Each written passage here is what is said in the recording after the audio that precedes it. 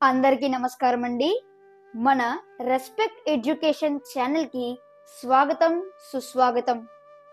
చిరిగిన చొక్కా అయినా తొడుక్కో, కానీ ఒక మంచి పుస్తకాన్ని కొనుక్కో అని శ్రీ కందుకూరి వీరేశలింగం పంతులు గారు చెప్పినట్లు, ఒక మంచి పుస్తకాన్ని అర్థం చేసుకుంటూ చదివితే కలిగే అనుభూతిని మాటల్లో వర్ణించడం సాధ్యం కాదు.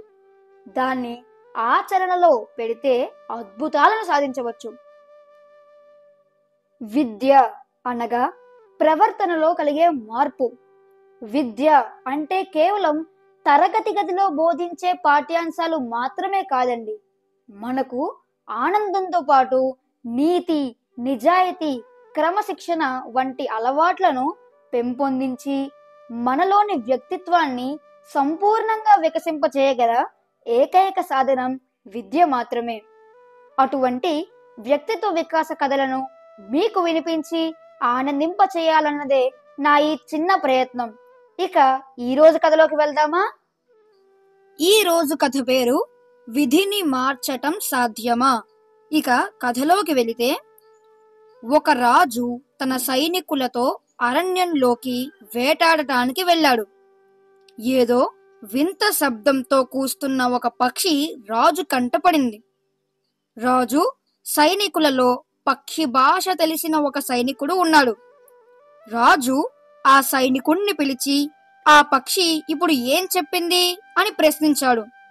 అందుకు ఆ సైనికుడు, రాజా, ఆ పక్షి మనలను గురించి ఏమీ చెప్పలేదు. ఈ దారి గుండా ఒక రైతు వెళతాడు. అతడు ఈ రోజు పాము కాటుతో మరణిస్తాడని చెప్పింది అని జవాబిచ్చాడు. ఆ సైనికుడు చెబుతున్నది నిజమేనా అని రాజు తెలుసుకోగోరాడు.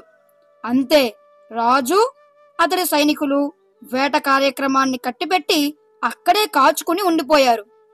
వాళ్ళు దాదాపు గంట సేపు అక్కడే నిరీక్షిస్తూ ఉండిపోయారు. ఆ తరువాత ఆ దారి గుండా ఒక వ్యక్తి వెళ్ళాడు. అతడి చేతిలో ఒక కొడవలి ఉంది. అతడిని రైతుగా గుర్తించారు. ఆ రైతును చూసి రాజు తన సైనికులతో, ఆ పక్షి చెప్పిన భవిష్యవాణి ఇప్పుడు సగం నిజమైంది. తక్కిన సగము నిజమేనా అన్న విషయం నిర్ధారణ చేసుకోవడానికి మనం ఇక్కడే నిరీక్షించి చూద్దాం అని చెప్పాడు. ఆ ప్రకారం రాజు సైనికులు ఎక్కడికి వెళ్లకుండా అక్కడే ఉండిపోయారు. సాయంత్రం కావచ్చింది. ఉదయం రాజు చూసిన ఆ రైతు తన తల మీద ఒక పెద్ద పచ్చగడ్డి మోపును మోసుకుంటూ వస్తున్నాడు. ఆ మోపులో ఒక కొడవలి దూర్చబడి ఉంది. రైతును చూసిన రాజు తన పక్కనే ఉన్న సైనికుడితో, నువ్వు ఈ రైతు ఈ రోజు పాము కాటుతో మరణిస్తాడని చెప్పావు. నువ్వు చెప్పినట్టు జరుగుతుందా అని చూడటానికి నేను రోజంతా ఇక్కడే కూర్చునిపోయాను. అందువల్ల నాకు ఒక రోజు వ్యర్థమైంది. ఇప్పుడు రైతు సజీవుడిగానే ఉన్నాడు కదా. పక్షి అబద్ధం చెప్పిందా, లేక నువ్వు నన్ను మోసపుచ్చావా? ఈ రైతు మరణం నుంచి తప్పించుకున్నాడన్నదానికి నువ్వు సరైన వివరణ ఇవ్వాలి, లేకుంటే నువ్వు కఠిన శిక్షకు గురి కావాల్సి ఉంటుంది అన్నాడు కోపోద్రిక్తుడై. అప్పుడు ఆ సైనికుడు వినయంగా, రాజా, పక్షి చెప్పింది ఇంతవరకు అబద్ధం కాలేదు. రైతు ప్రాణాలతో ఉండడానికి కారణం ఏమిటో నాకు తెలియడం లేదు. రైతు వెళ్లిన చోట ఏం జరిగిందో అతన్నే పిలిచడగండి అన్నాడు. ఇంతలో రైతు రాజు ఉన్న చోటుకు రానే వచ్చాడు. అప్పుడు సైనికుడు రైతును ఉద్దేశించి, మీ నెత్తి మీద ఉన్న పచ్చిక మూటను కింద పడేయండి అని చెప్పాడు. రైతు తన తల మీద ఉన్న పచ్చగడ్డి మూటను కింద పడవేశాడు. గడ్డి మూట కింద పడ్డ వేగానికి దాన్ని కట్టి ఉంచిన తాడు తెగి గడ్డి అటూ ఇటూ చెల్లాచెదరైంది. అప్పుడు గడ్డి మోపు మధ్యలో కత్తితో ఖండింపబడి చచ్చిన ఒక పాము కనిపించింది.